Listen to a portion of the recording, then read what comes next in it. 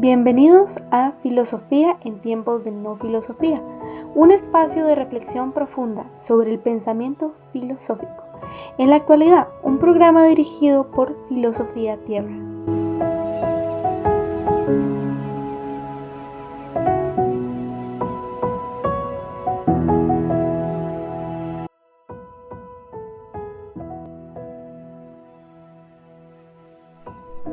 Lucas 9 al 23 dice: y decía a todos: si alguno quiere venir en pos de mí, niéguese a sí mismo, tome su cruz cada día y sígame. Bienvenidos al episodio 273. Estamos en el día 27 de Filosofía Política.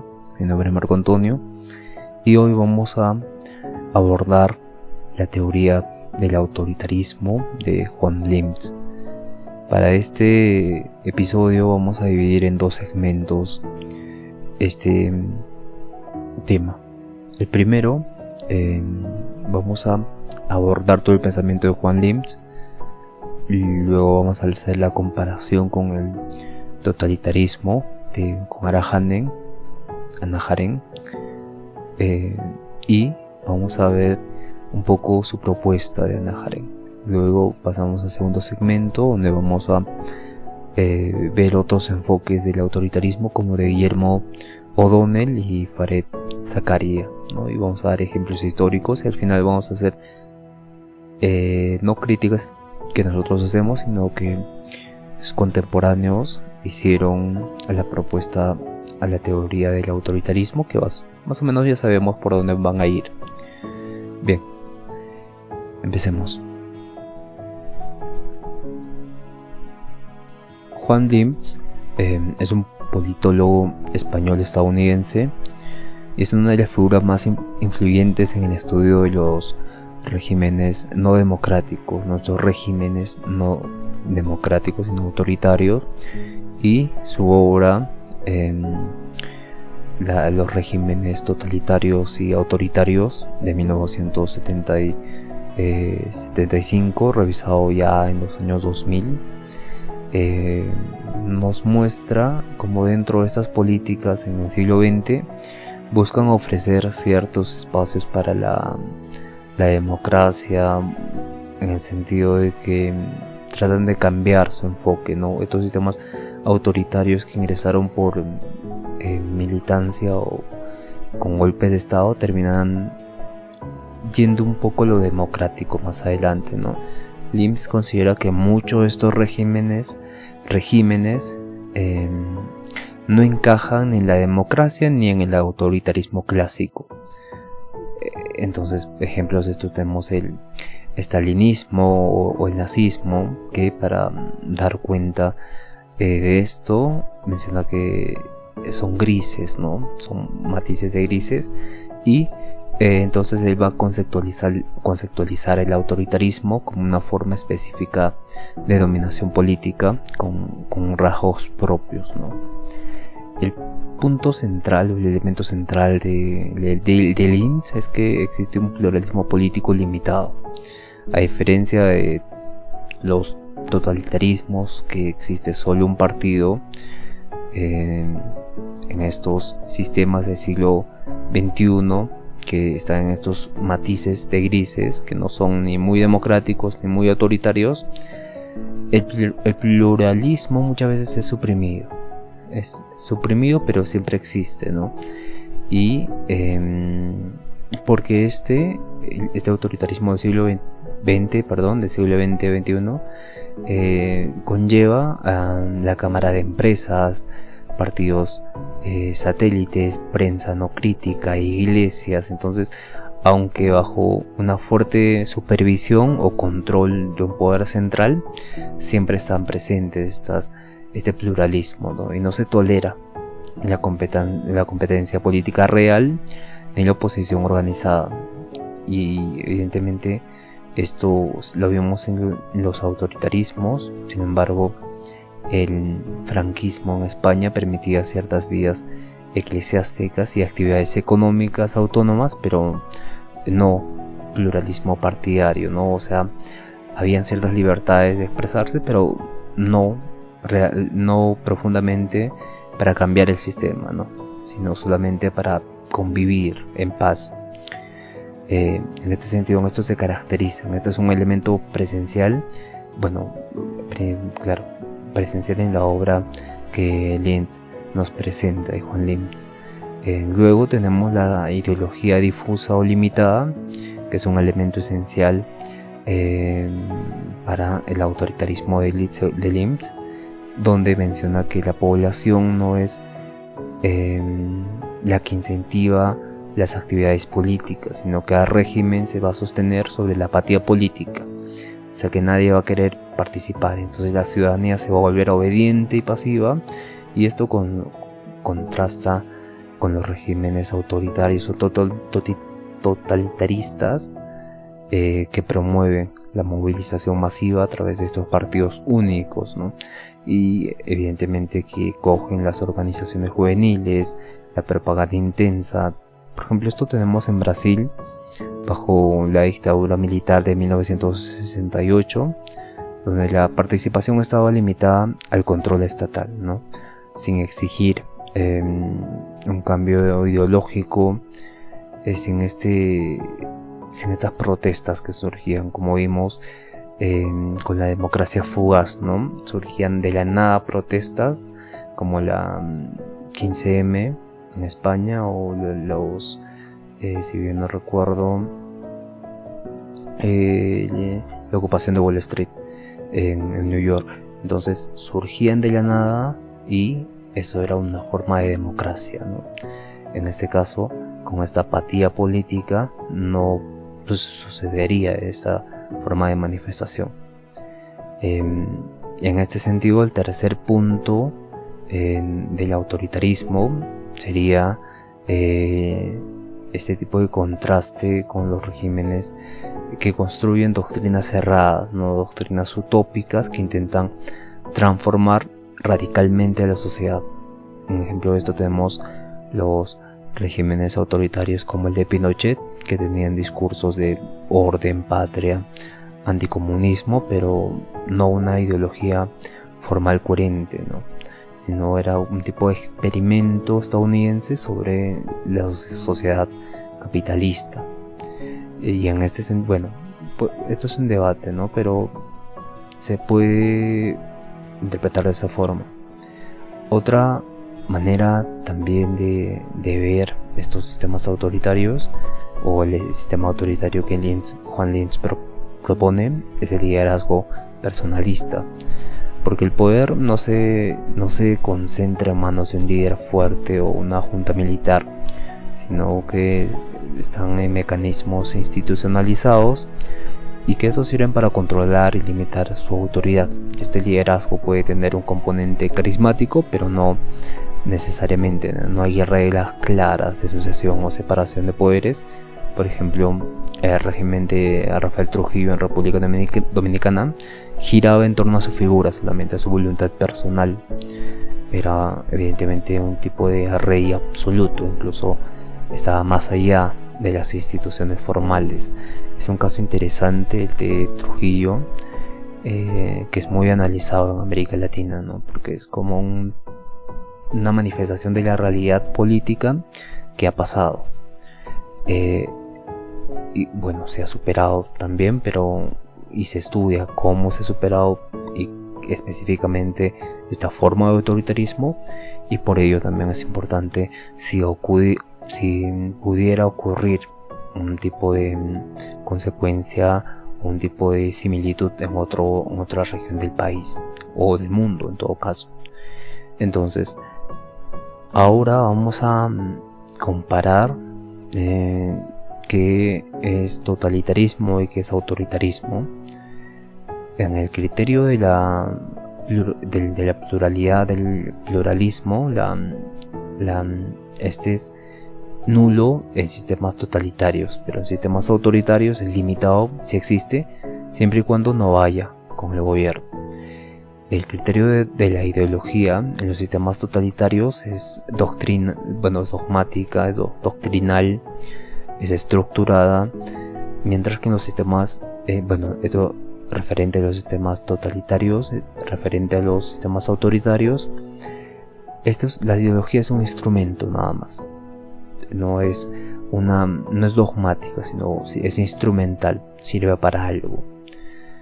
Y en el criterio de la movilización en sistemas totalitarios es muy alta la movilización, ¿no? Porque solo hay un único partido o una única ideología dogmática y el pluralismo es eliminado, mientras que en sistemas autoritarios esta movilización es baja,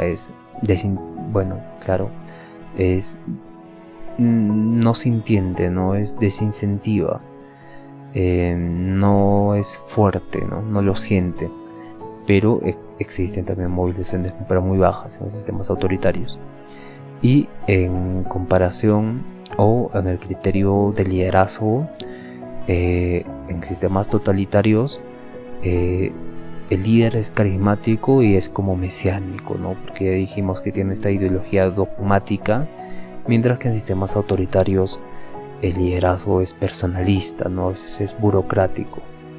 Y en este sentido, el control social en sistemas totalitarios es de una sociedad civil absorbida por este carismático mesiánico líder, ¿no? Con una ideología dogmática muchas veces, o un grupo de élite.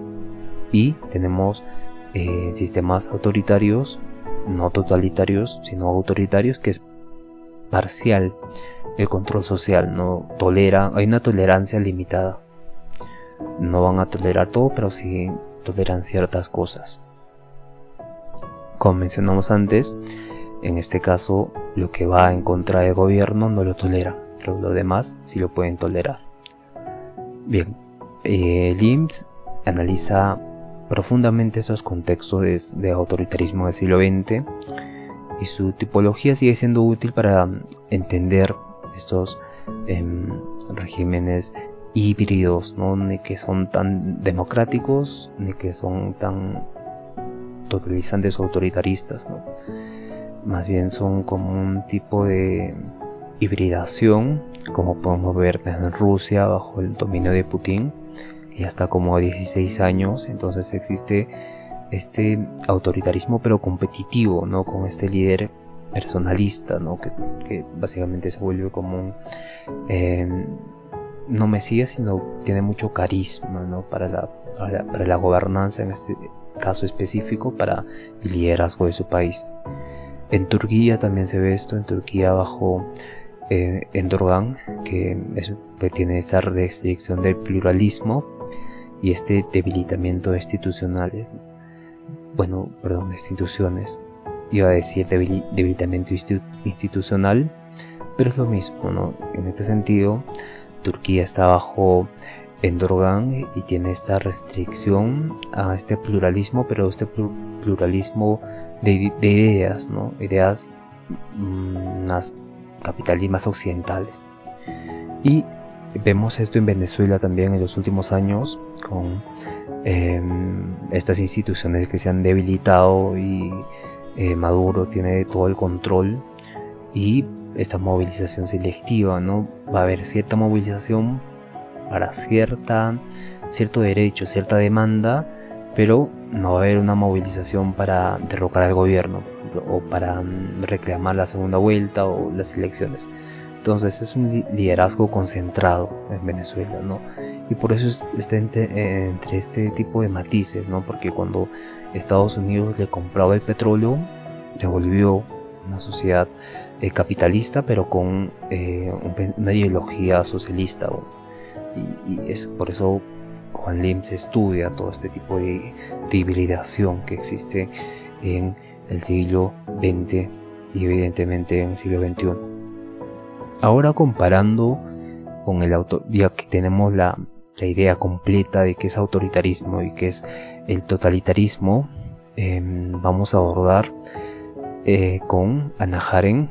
Hannah Arendt analiza el totalitarismo como un fenómeno radical del siglo XX, ¿no? Que es originado en condiciones de masas atomizadas. Esto significa que en estas crisis de Estado y uso del terror como sociedades comunistas enemigos o falta de libertad. Entonces asustan a la gente, tienen este pensamiento ideológico del terror. Entonces su énfasis de Hannah Arendt está más allá de la naturaleza ideológica o psicológica de un régimen. Está en que tienen estas ideologías muy fuertes, muy dogmáticas y totalizantes, estos sistemas de radicalidad en la sociedad, ¿no? Que siempre buscan el extremo, ya sea bien el comunismo o el fascismo, mientras que en sistemas autoritarios que Juan Lims ha investigado, nos mencionaba que estas ideologías eran pragmáticas y solo servían más como una justificación del poder que como una guía transformadora, ¿no? Además, Hannah Arendt veía que estos partidos totalitaristas que estaban en todos los niveles del Estado, en ministerios y demás, y que era todo un partido único, ¿no? Este partido único tenía el mismo pensamiento, era un tipo de sistema comunista, pero ya hablamos de esto, ¿no? El comunismo no de forma natural orgánica, como proponía Karl Marx, sino como lo ha propuesto Stalin, ¿no? Donde incluye el autoritarismo a este sistema comunista. Entonces ahí ya se quiebra el pensamiento de Marx y surge este marxismo-leninismo. Y bien, en ese sentido, los autoritarismos que Juan Lims en el mundo refieren a que pueden existir muchos partidos, no pueden haber partidos, pero están subordinados a un régimen, ¿no? Y este régimen evidentemente existe para una limitación de un pensamiento, ¿no? Tienen una visión del mundo y los partidos que se van a escribir para las elecciones tienen que cumplir los requisitos para que cumplan esa visión de cómo quieren el país. En este sentido, también en sistemas autoritarios la movilización es mínima, es nula, porque hay una apatía, hay una obediencia pasiva a estos sistemas autoritarios, ¿no? Mientras que en sistemas totalizantes o del totalitarismo existe una obligación, ¿no? Se exige una participación continua por medio de propaganda, rituales, control social, pero esta movilización siempre va a ir a favor del partido único que está gobernando y no va a haber nadie en contra. En este sentido, mientras que el autoritarismo se orienta a conservar el poder político sin transformar radicalmente la sociedad, el totalitarismo, o más bien, busca crear un nuevo hombre, una nueva sociedad completamente rediseñada según principios ideológicos extremos, ¿no? Y para Hannah Arendt, lo más inquietante del totalitarismo no es solo su brutalidad, sino también su capacidad de atomizar al individuo, ¿no? Destruir sus vínculos sociales y vaciar el espacio público de la pluralidad. Entonces, para Lims, en cambio, es crucial entender la forma de hibridación y pragmaticidad que podemos ver con los poderes autoritarios, o que puede surgir de un poder autoritario, que pueden ser duraderos, pero sin recurrir al terror masivo de las personas, ¿no? Ni también tener esta ideología fuerte, que básicamente sería un tipo de dogmatismo ideológico.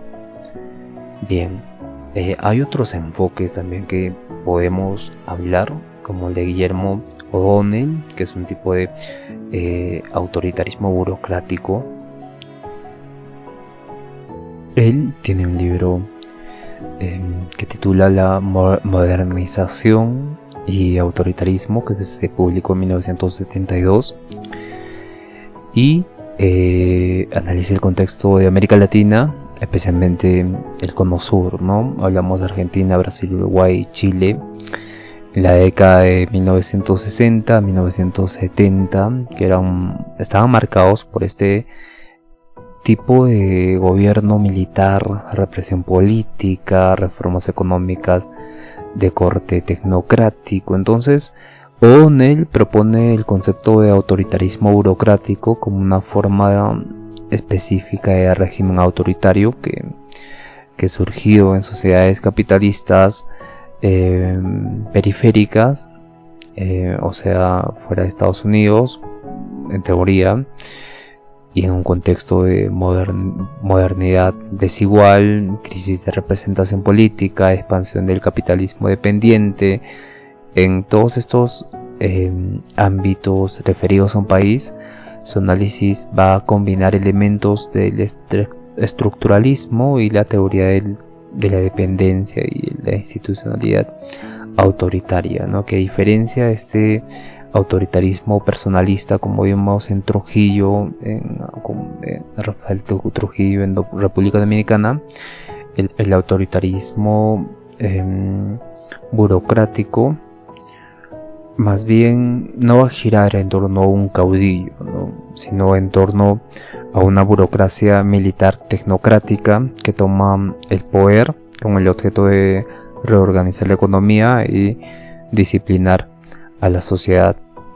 Y en este sentido, esta característica de autoritarismo burocrático, que vamos a verlo mucho más adelante, no es personalista, es más bien institucionalizado, donde el poder está en manos de las Fuerzas Armadas como institución y no de un líder carismático, ¿no? Se rige más bien por lógicas burocráticas y técnicas y no por populismo, por así decirlo. Otra característica de este autoritarismo burocrático es el rechazo de la participación política de masas, ¿no? Porque se considera que las masas y los partidos populares, como el peronismo, los comunistas o izquierda, como se quiera decir, son una amenaza para este orden y estabilidad, ¿no? Entonces el sistema busca excluir a las mayorías del proceso político y además se caracteriza por la defensa del orden y la eficacia, ¿no? El régimen se presenta como salvador frente al caos y promueve un discurso de despolitización en nombre de la tecnocracia y la racionalidad y la estabilidad. Otra característica es la alianza con sectores empresariales y financieros, donde se recibe el apoyo de las élites económicas que buscan eliminar la conflictividad social, ¿no? Estos sindicatos, estas huelgas, y favorecer políticas de liberación y apertura. Otro tema importante es la modernización excluyente como característica de este autoritarismo burocrático, ¿no?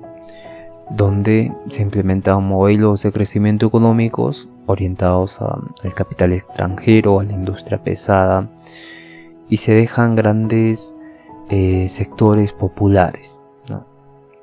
Evidentemente, otra característica tiene que ser la represión selectiva, porque se va a suprimir con dureza movimientos de izquierda o sindicatos opositores, aunque sin el terror totalitario masivo, ¿no? Como por ejemplo el Plan Cóndor o la desaparición forzada. Entonces esto podemos ver en Argentina, Brasil, Chile, donde intervienen en estos dos primeros, Argentina y Brasil, militares, y se elimina el peronismo en Argentina y se ajustan estructuralmente lo relacionado a la política, ¿no? Y existe una represión a la disidencia.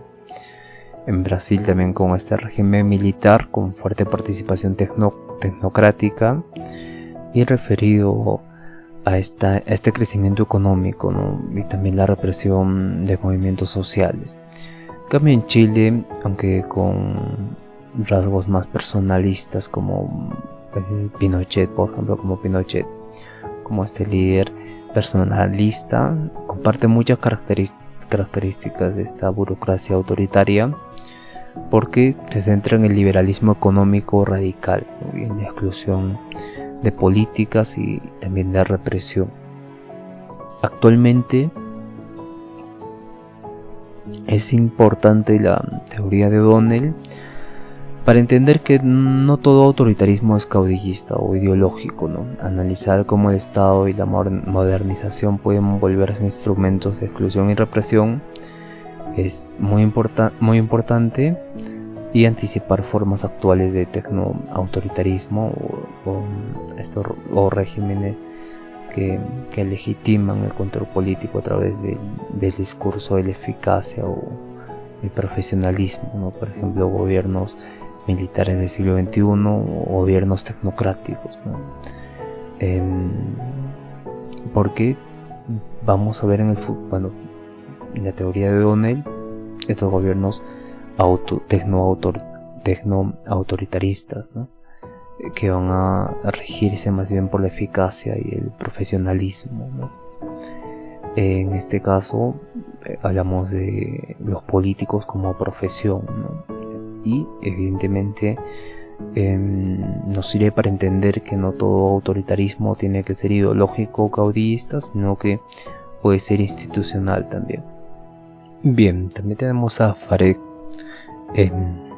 Zakaria, que habla de este autoritarismo competitivo, donde en este enfoque advierte que la expansión global de la democracia en estas décadas posteriores de la Guerra Fría no necesariamente implicó un fortalecimiento de los valores liberales, ¿no? Democráticos, como el Estado de Derecho, la separación de poderes o la protección de libertades individuales. Más bien generó una democracia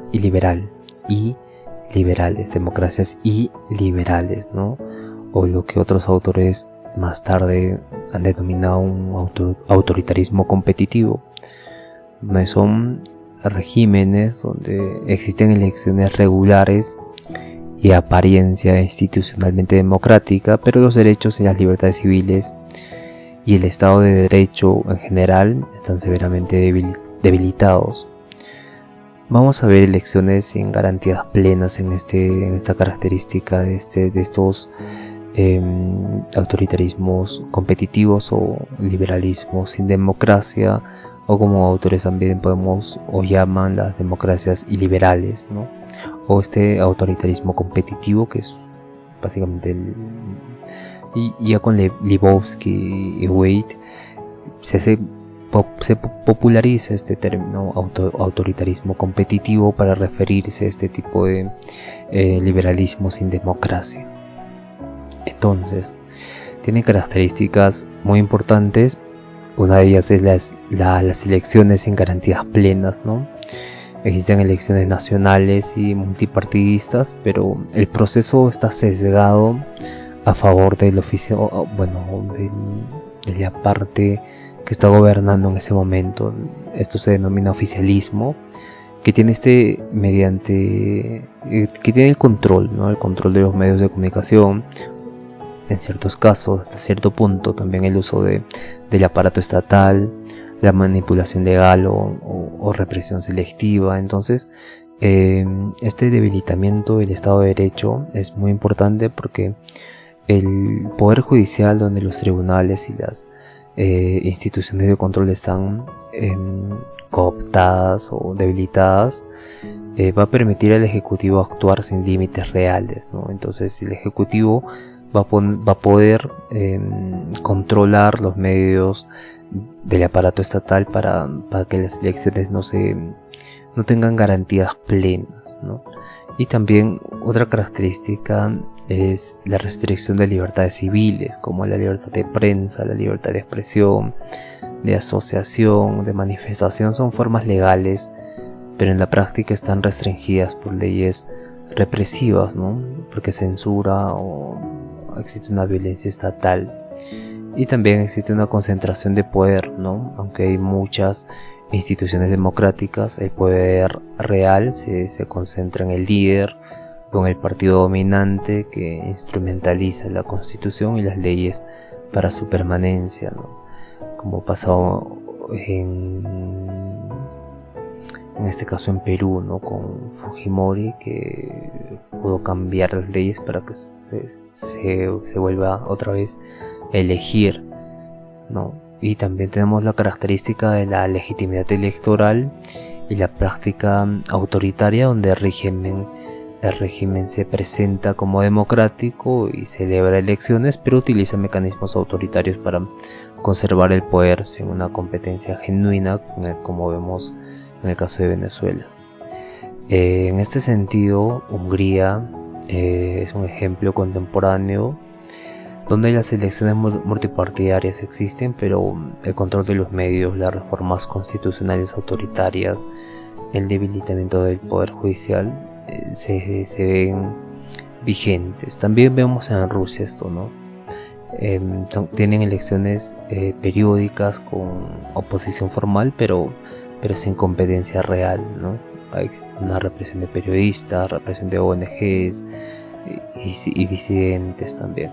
Entonces, con todo esto vimos como este autoritarismo democrático o básicamente Juan Lims y el desarrollo de la teoría del autoritarismo muestra que existe diferentes formas de autoritarismo que están en esta zona gris, ¿no? Que no son ni liberales ni demócratas ni muy democráticos, se dice, porque demócrata ya tiene otra connotación, otro significado. Entonces no son ni democráticos ni también totalitaristas clásicos, ¿no? Entonces el autoritarismo está en este medio, en esta zona gris, y como vimos hay distintos tipos de autoritarismo,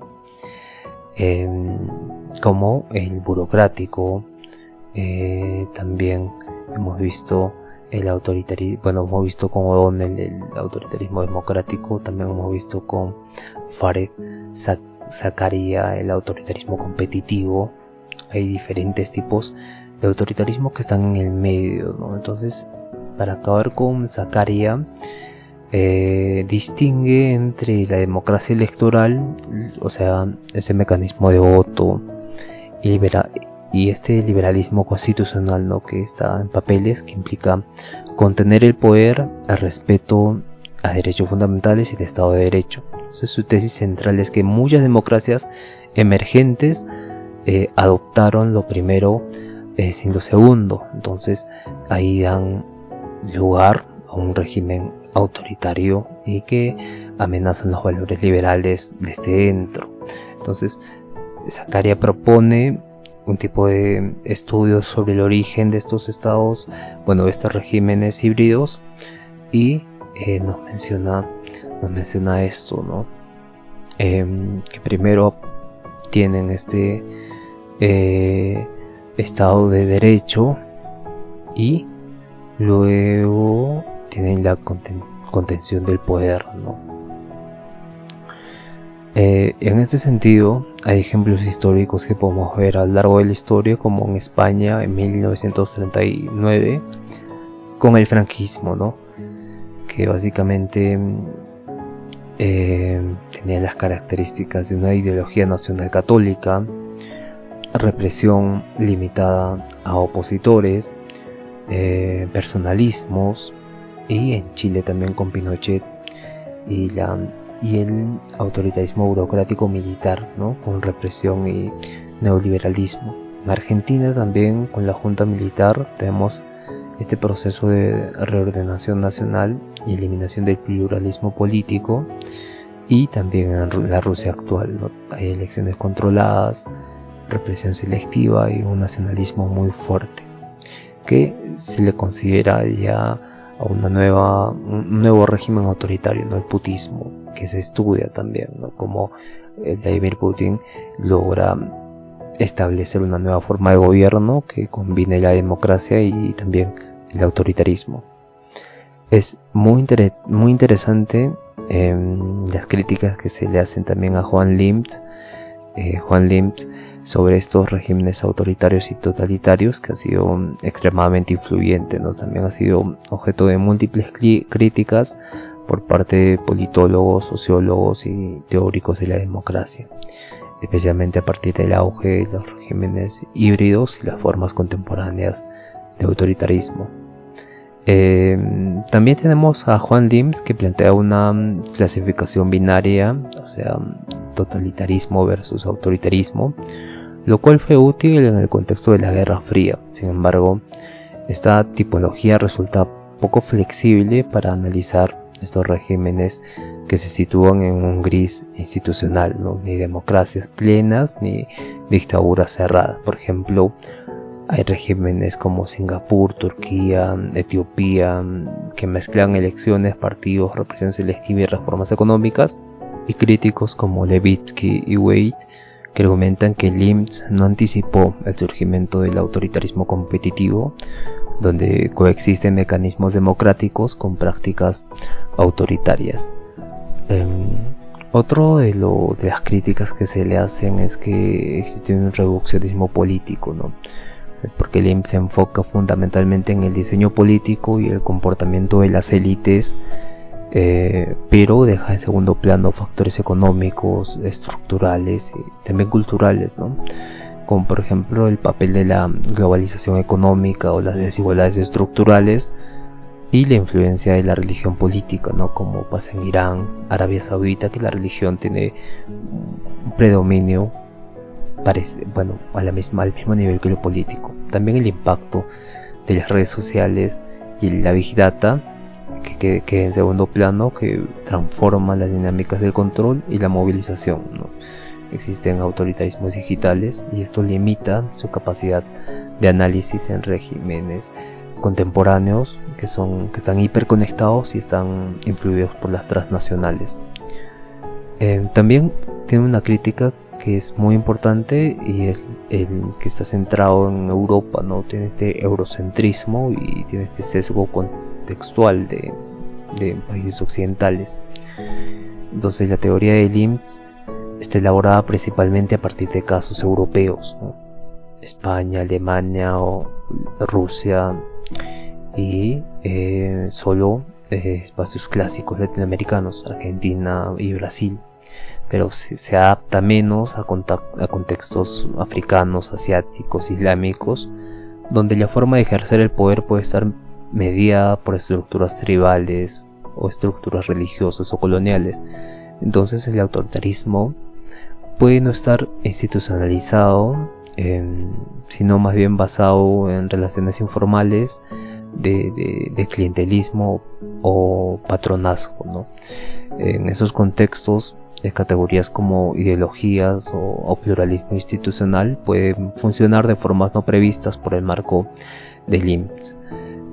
Hay propuestas alternativas, como vimos con Levitsky y Wade, que nos hablan de estos regímenes híbridos, una combinación de elementos autoritarios y democráticos, este autoritarismo digital también, con donde se habla de nuevos mecanismos de control mediante la vigilancia algorítmica y la censura y la manipulación informática, también el neopatrionacionalismo o el clientelismo autoritario, que es lo mismo, donde está enfocado más bien en redes de información de poder, ¿no? Que vamos a hablar de eso mucho más adelante, pero lo que tenemos que tener en cuenta es que esta forma de gobierno, que es el autoritarismo, es una hibridación, o es un tipo, en Juan Lims, es un tipo de punto medio entre la democracia y